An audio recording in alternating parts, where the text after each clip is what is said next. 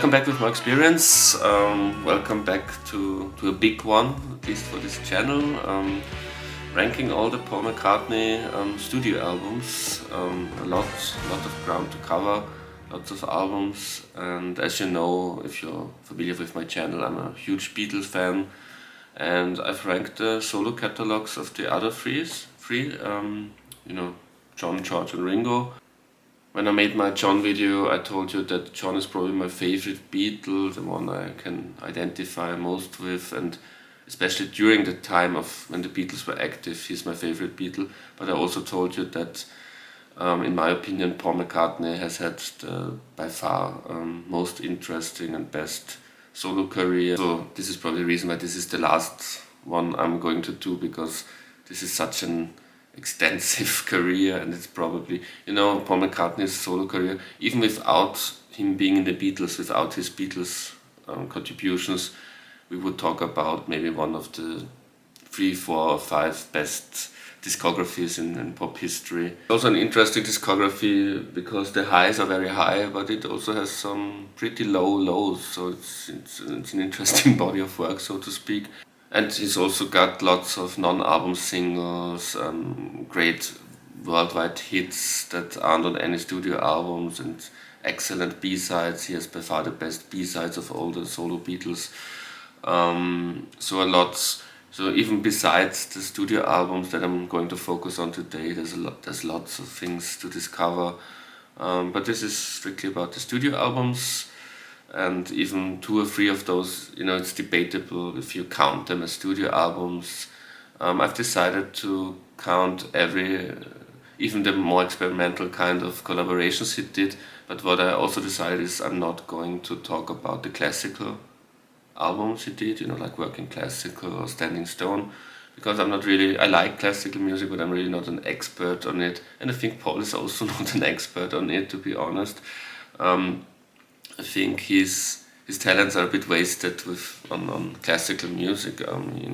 He's the best pop songwriter of all time, in my opinion, but he won't be remembered for his classical work, let's put it that way. It's, of course, if he wants to explore that, it's cool for him, but I as a listener, I don't really get much pleasure from his classical albums. So let's start. My least favorite Paul McCartney album, one I've never talked about on this channel so far. I've ranked my top 40 Beatles solo albums and did things like that, but this never came up because it never qualified for any of these lists, because I don't really like it. So now my least favorite album, number 30, it's a top 30 ranking, Kisses on the Bottom. I don't even have this album in my collection. That's the only album by his I don't own as a physical copy, because I never liked those kind of obligatory standards, swing, jazz albums. I think My Valentine is a good song, a very good song. His original composition for that album. It's probably one of the 5 best songs he did in the past 15 years. But that alone doesn't save it. I think it's really boring and pointless. And like with his classical music albums, if that's something that he's interested in and he wants to explore, it's fine. But I, as a fan, as a listener, I don't really get much from it. Very different kind of kettle is the next one, number 29, is Press to Play. This can't be accused of playing it safe or being a boring album. It's also one of these albums by his that has had some kind of re-evaluation, especially through fans in past years. Some even call it, next to McCartney II, his most experimental album and his most bold album. But it's 1986 and it's this 80s schlock, I would say. He's exploring things on that album, and I always liked my Paul McCartney to be adventurous, but I just don't like the sound aesthetic. That's not his fault, but he tried to go full 80s with this album, with Hugh Patchman as the producer, who's famous for this Phil Collins gated drums, lots of reverb, synthy soundscapes. So nothing not much for me here. I maybe only listened three or four times to this album. All in all, like every 5 years or something like that, I'm giving it another chance. But it's always like, oh no, that's not for me. So this is an album I really dislike, I would say. Number 28 is the Liverpool Sound Collage. That's one of those 2-3 albums where I was undecided. Do I count it as a studio album or don't do? Or that's an experimental collaboration with the great 90s band Super Furry Animals and Youth, which is the other half of the Firemen, of course. But it's interesting. It's more interesting than Press to Play because it succeeds in its experiment. I think the objective for Press to Play, was to give Paul McCartney a contemporary 80s sound that works, but it didn't work. Liverpool Sound Collage, the things it tries to achieve, it achieves, and it's also quite entertaining from a Beatle fan's point of view because mixed Beatles outtakes are mixed into it. Yes, now the Think For Yourself sessions, those funny Think For Yourself sessions, there's lots of it from that sprinkled in there. And all in all, it's more enjoyable than the John and Yoko experimental album from the late 60s, I would say, because it has more fun, it's more entertaining, and there's also, it's very rhythmic, it's not just cacophony or atonal music. No, it's really with cool loops of rhythms and stuff like that. So like his work on Tomorrow Never Knows, when he basically invented the loop as a thing for pop music, and it goes back to this and maybe to Carnival of Light. Maybe it even, there are rumors that some parts of Carnival of Light, the big unreleased Beatles experiment, can be heard. I think it's quite enjoyable, but it's not something that you put on very often. You have to be in the mood, and maybe once in 5 years you will listen to it or something like that. Number 27 is the Russian album, as people like to call it, because it's not so easy for Western people like myself also to pronounce it correctly. Chopa, or Chopa, people call it Chopa. This basically means back in the USSR.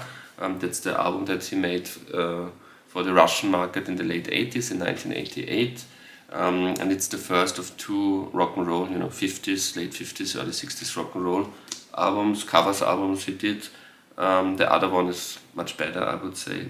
Here he tries to sound like a spontaneous rock and roll jam session, but still it has this 80s aesthetic that doesn't really connect with spontaneous skiffly rock and roll, but it's okay. It's alright. Number 26, Give My Regards to Broad Street's infamous movie, soundtrack to infamous movie, a vanity project by Paul McCartney where he tried to be a movie star, and it's one of his biggest failures, I would say, the movie. The album, again, can you call it an album with just 3 new original songs? I decided to count it as an album. The album itself isn't one of his best. In fact, it's one of his worst, I would say, but it has some merits. Some people think that No More Lonely Nights, the big single from that album, is one of his biggest achievements ever. I've seen videos by other YouTubers who really love that song, especially those who grew up in the 80s. Lots of saccharine, a bit of a soppy. It wants to be that big epic power ballad, and it's not one of my favorites, but it's okay. I don't see it as a big Paul McCartney classic, but it's good. But I prefer the other 2 new songs on that album, Not Such a Bad Boy and No Values. On that album he really went with the word no.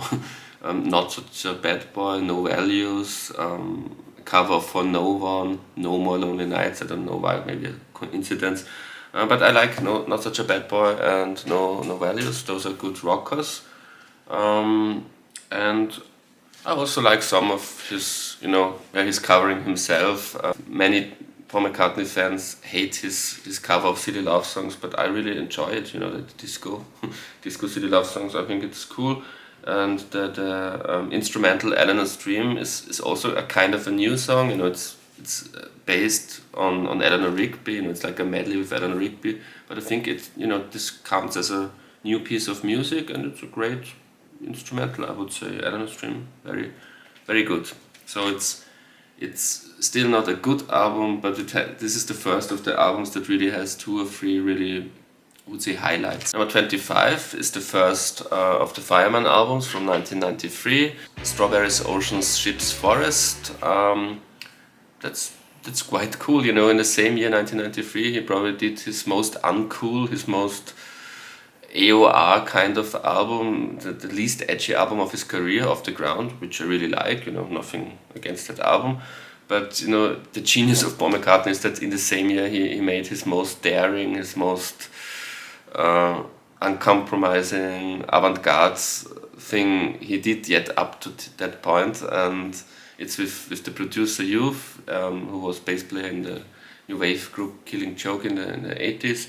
And it's great, if you're in the mood for something like that, trippy electronic music. It's almost proto Chemical Brothers. Chemical Brothers, a few years after that, were labeled the cutting edge electronic act of the decade, so to speak. And I like the work the Chemical Brothers did in the mid to late 90s. But Paul McCartney, of all people, did it a couple of years before that. And if you're in the mood for something like that, not songs you can hum along, but songs that are really trippy. Number 24 is new from 2013. Yeah, it's a good later day album. Maybe this is the album where it became clear that his vocal abilities are going downhill rapidly. So the singing, that was when I first became aware we will never really get a great McCartney rocker vocal performance ever again. It started even before that, but that was when that was the point of no return, when the voice clearly had deteriorated to a point where it's not the Paul McCartney voice we all used to love. But that's just his age. That's not his fault, of course. But overall, it's a good album. It's a bit a by the numbers album, a later day by the numbers Paul McCartney album. He did some great albums, in this century, one could say. But each of those other albums has something that makes it a bit special. New doesn't really have that for me, but it's okay. Number 23, Pipes of Peace.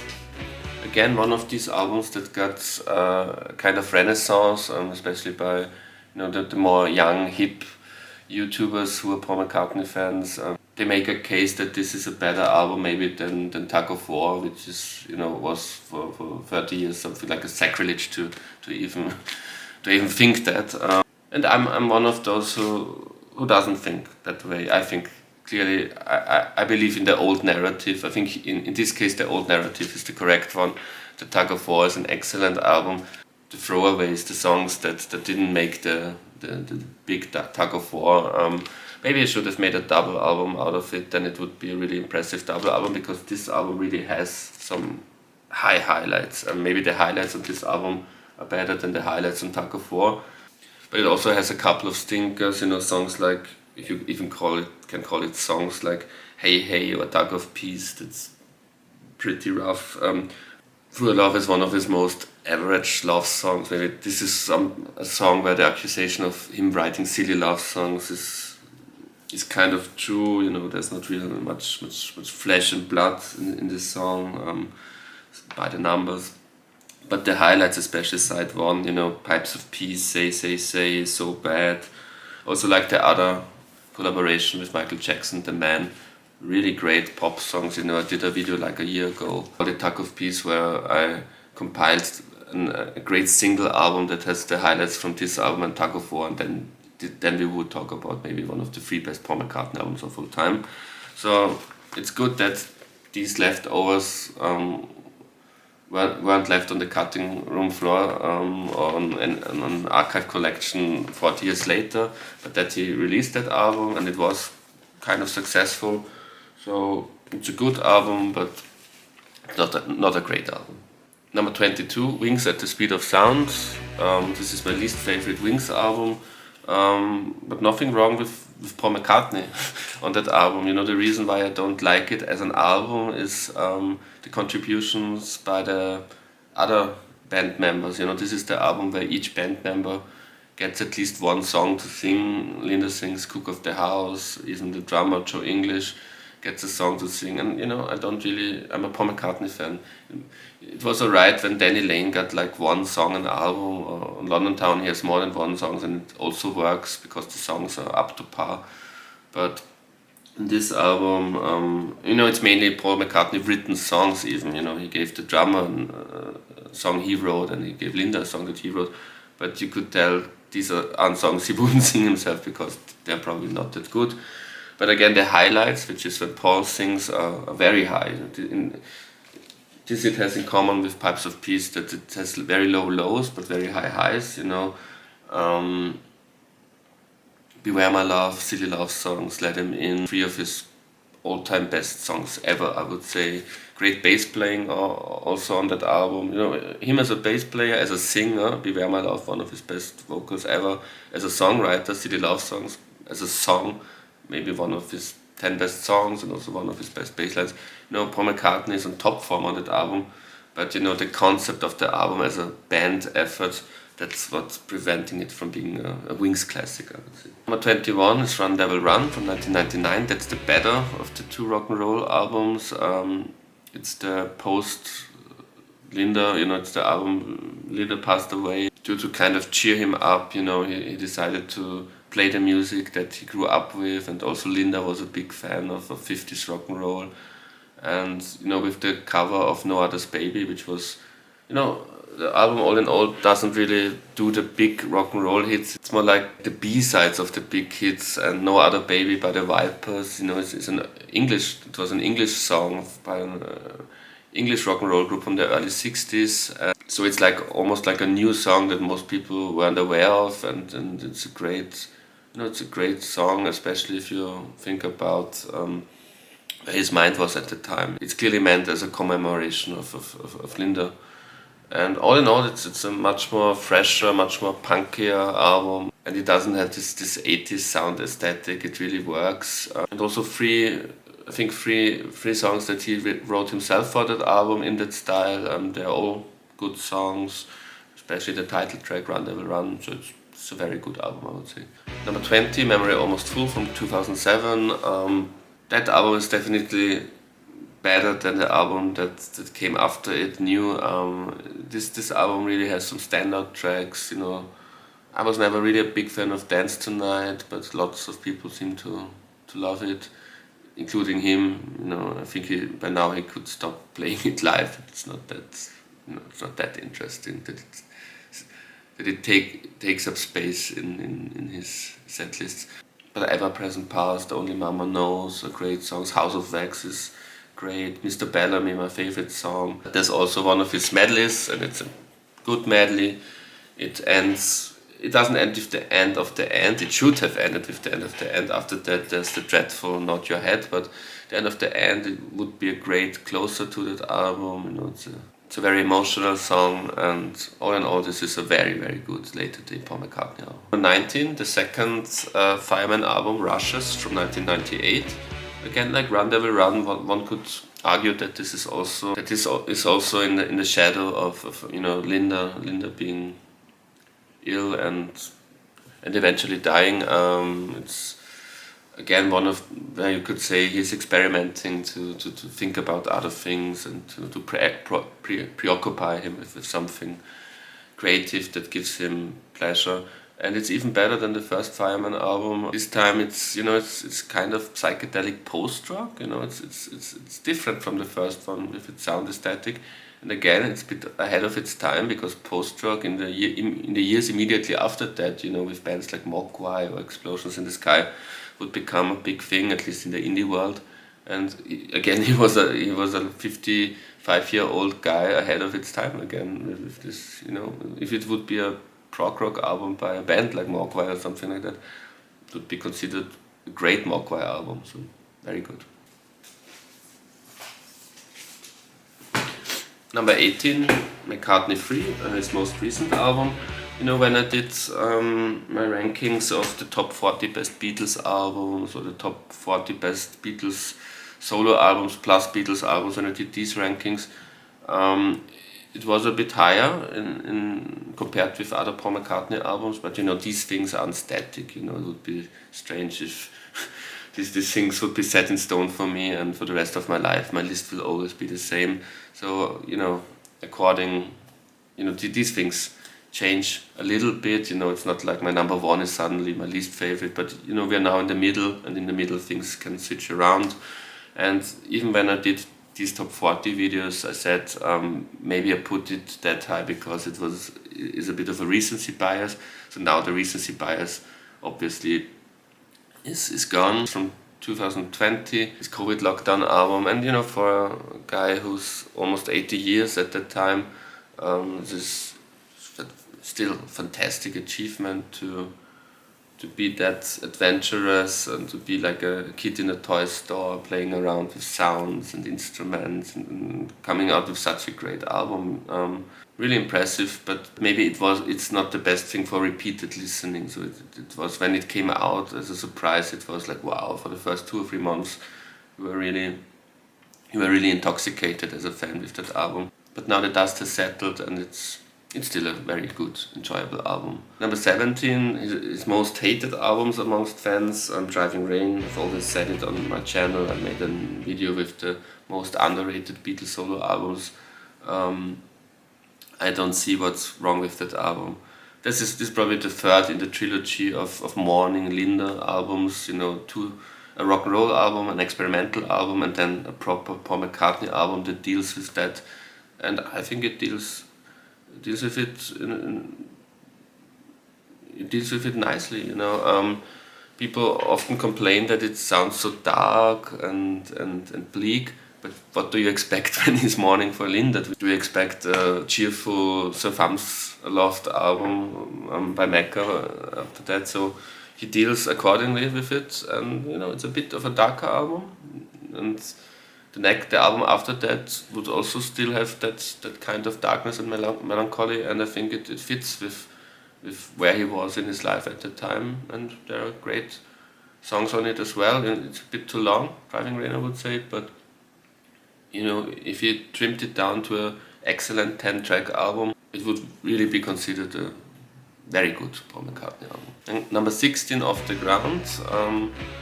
I always enjoyed that album. I said it before, it's probably his least edgy album. It's very much it's very unhip, uncool album. But the songwriting is great on that album, really great songwriting. And I have to say, I prefer it. I often say that it's like volume 2 to this. And this is the next one. This is number 15, Flowers in the Dirt from 1989. This is like the volume 1, and Off the Ground is the volume 2. It's a bit of the same. This has a bit more 80s feel, and Off the Ground obviously from 1993 a bit more of a 90s feel.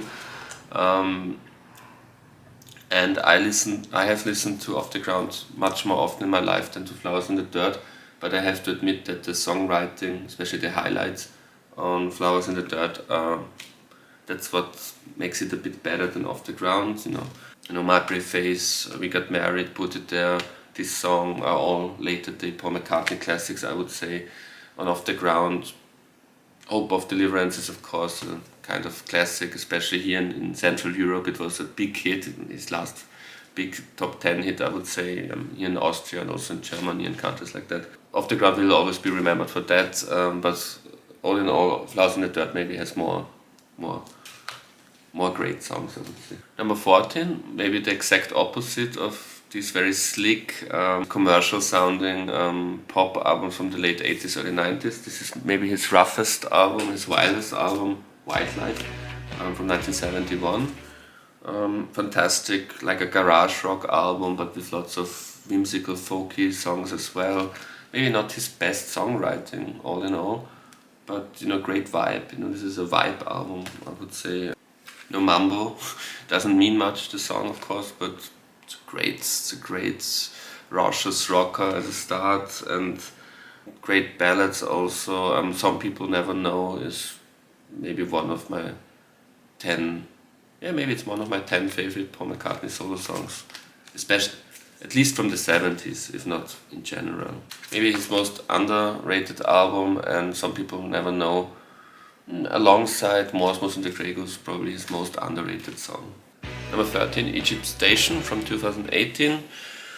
Great later day album, again, like many of his albums in recent years, very adventurous, still very pop. It tries to be, that it got criticized especially by old-time fans, that it tries to be contemporary, but that was always what Paul McCartney tried during his solo career. One could say even during the Beatles days, he was the Beatle who always wanted to follow trends or production methods, and this album he really tried to sound like 2018, and I think he pulls it off, you know. But I'd much rather listen to that album than to Taylor Swift album or something like that. Number 12, Retro Speedway, 1973, the first of the two albums from 1973. Great, weedy Paul McCartney album. That he must have smoked some very strong joints during that time, and it sounds like that. It has a funky, spontaneous vibe, a bit more professional, I would say, than the predecessor Wildlife, but not yet as, I wouldn't say sterile, but not yet as formulaic as Band on the Run, you know, when his big success phase would start. This is one of the last innocent Paul McCartney solo albums, I would say, and it's already hinting in that arena rock direction of the mid-70s, but it still has that I'm up in Scotland doing what I want flair. And you know, I often said it, I prefer maybe you can see it in the background, I'm not sure if you can see it, I prefer the archive collection version of the initially intended double album of it. I would say as a double album it would even be better than Band on the Run, you know, then we would talk about a top 3 Paul McCartney solo album. But Retro Speedway, the way it is still a great album.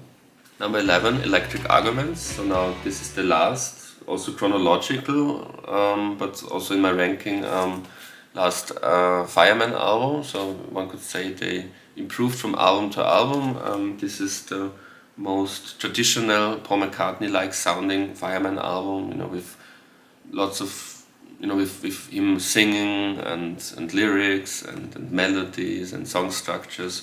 I think the changes could easily have been a song on Memory Almost Full, and then it would be maybe the best song on that album and also a single from that album.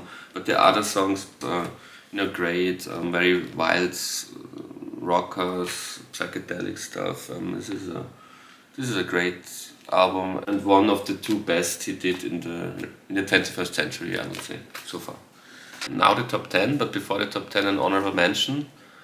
If I would count live albums, this album would make the top 10 of this video. It would be probably my number 3 or 4 Paul McCartney album, Wings Over America. In my opinion, one of the at least 20 best live albums in pop history. Great. But my 10th favorite studio album by Paul McCartney is his first studio album called McCartney from 1970. Yeah, what can you say about this album that hasn't been said before? Of course, Maybe I'm Amazed is the big classic from that album. It wasn't a single, but it's probably one of the 3 best well-known Paul McCartney songs of his solo career. I personally prefer Junk. I think Junk is probably my favorite song on that album, and the rest is really like this charming home recording, lo-fi. You know, some people called it the first lo-fi or first home recording album. And yeah, again, he starts his career adventurous. It was penned at the time. People couldn't really understand that he went from Abbey Road to this in half a year, and people preferred his work on Abbey Road at the time. You know, I'm always more leaning into spontaneous, vibey stuff. I may prefer his work on this album to his work on Abbey Road. Abbey Road, you know, isn't even in my top 5 favorite Beatles albums. So I really like it.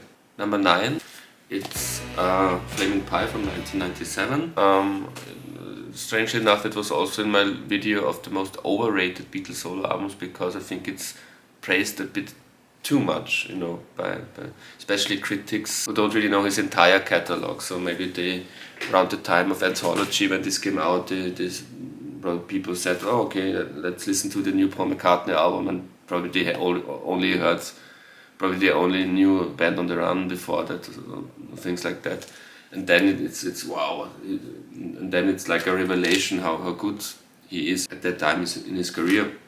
And it is a great album, but there are 8 that I prefer to it, I would say. I think it's a bit too long, and I think that the rockers don't work on this album. The ballads are great. With an approach that was more like Chaos and Creation in the Backyard, where he focused more on the acoustic and stripped down songs. This would have been maybe a top 5 Paul McCartney album. Number 8, my favorite of the McCartney albums, McCartney II from 1980, of the official albums, not like the Liverpool Sound Collage or Fireman. The official albums, his most experimental album, very much again ahead of its time. A song like Temporary Secretary is almost like a hip-hop song, and the rest is very, very cool, groovy electronic music. Coming Up was a big hit, great song. Waterfalls and One of These Days, 2 great ballads, great album. 7, Chaos and Creation in the Backyard from 2005. Now this is final, I would say this is his best album of the past 40 years. Fantastic album, and the personal thing about that album is that I made a video when I met Paul McCartney, and I met him around the time when he worked on that album, so in my memory this will always be connected. But even without that, it's a fantastic album. He could have made Flaming Pie a bit like that if he had a Nigel Godrich, who was the producer on Chaos and Creation in the Backyard. If he had Nigel Godrich on Flaming Pie and not Jeff Lynne, Flaming Pie could have been a bit like that. A somber, very grown up, melancholic, acoustic album. And I often said it. Chaos and Creation in the Backyard is the real McCartney III. So McCartney III is McCartney IV in my opinion.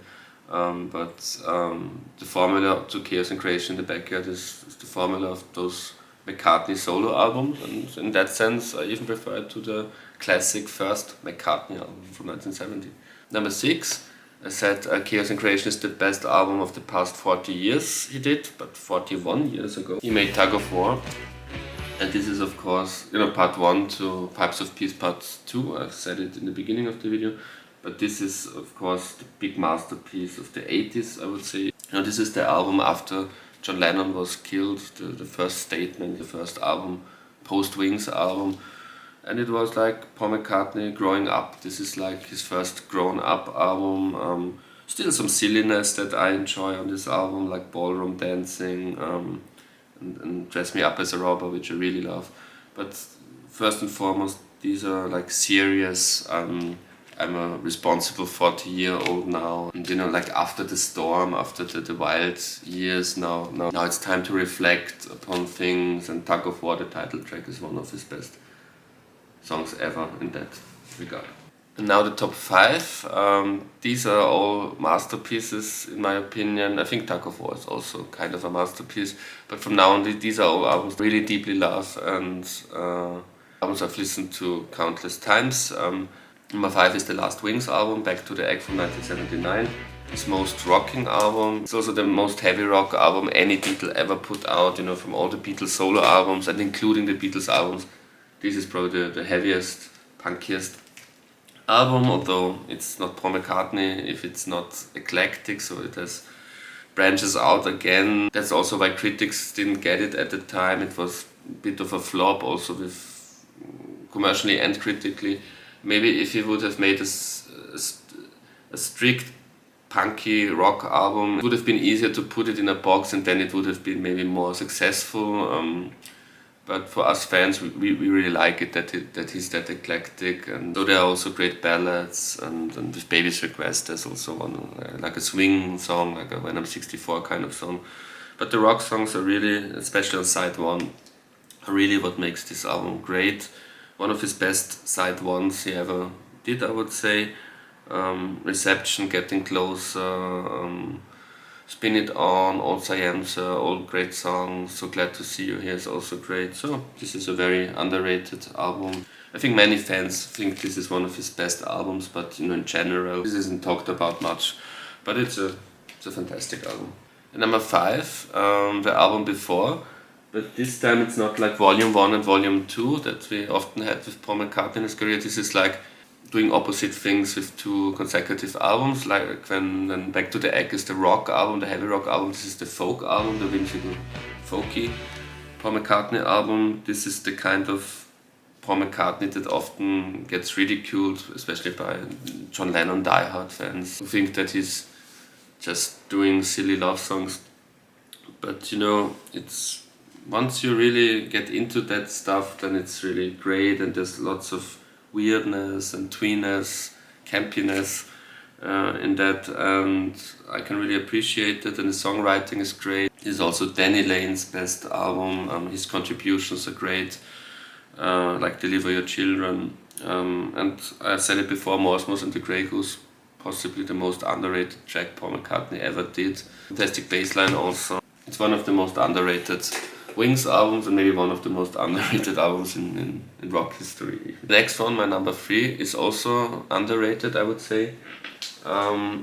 It's Venus and Mars from 1975. It was a big success. This is like the big stadium arena tour era of Wings and of Paul McCartney, so commercially it was very, very successful. But people, especially critics, didn't really take it serious as an album masterpiece. But I think this is a great mid-70s rock classic. Side A of the vinyl is the best side A that any Beatles solo album ever had. I don't think there's a more perfect side 1. Venus and Mars, Rock Show, Love and Song. Again, one of his most underrated songs, I would say. You Gave Me the Answer, Magneto, Entertain Your Man, Letting Go. Perfect side A, I would say. But still it manages to have its best song, Listen to What the Man Said, big number 1 hit around the world, on side B. So side B also isn't that bad either. It's a great rock album, I would say. And I slightly prefer it to my number 2, but the historical importance of number 2 is too big to ignore. By now you probably know which album I'm referring to. His biggest success and his most critically acclaimed album, Band on the Run from 1973. This is where, after those messy early 70s, he finds himself. People like me, we like the early 70s, we like the messiness, we like the weirdness of him between 1970 and 1972. But this is where he finally finds the formula to be a big major success and to connect with his Beatle past. And therefore it has to be respected, and of course it's full of classics, the title track, Jets, Let Me Roll It. All these songs he still plays in every concert, for the past 50 years he's playing these songs, and so maybe people like myself are getting a bit tired of it. And I don't really, it's not an album that I often listen to, I have to say. The songs I mentioned, and also songs like 1985, of course. Some of his best work is on this album.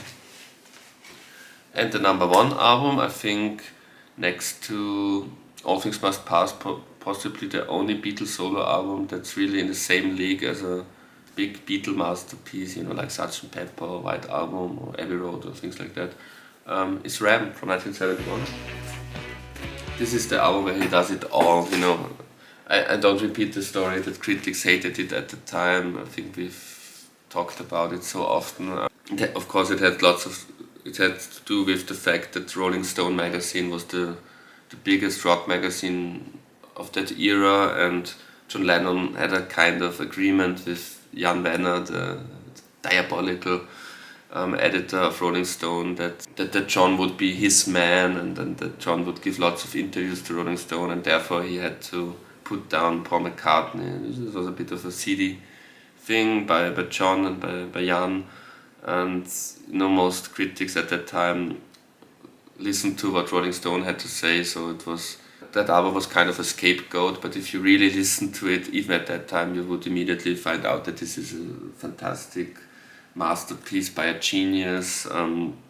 It's adventurous, it's eclectic, but still it has that pop, sing-along, perfection, great melodies, great hook lines, and it's one of the few albums where Paul McCartney is really angry, angry at the unfairness of the world to him after the split of the Beatles, when they were the John Lennon camp, and it was like all the other Beatles and all the other hip people were in John's camp, and Paul felt like an outsider, rightfully so at that time, and it's him really saying fuck you to all to all that, and songs like Monkberry Moon Delight or Too Many People, Backseat of My Car, they're full of raw emotion and of one could say of kind of negativity, but that sometimes brings out great art, and this album does that. I would say it's in my top 20 favorite albums of all time, and yeah, Ran by Paul McCartney. So that was a very long video. Thank you very much for watching. Subscribe to the channel if you haven't already, and until next time, goodbye.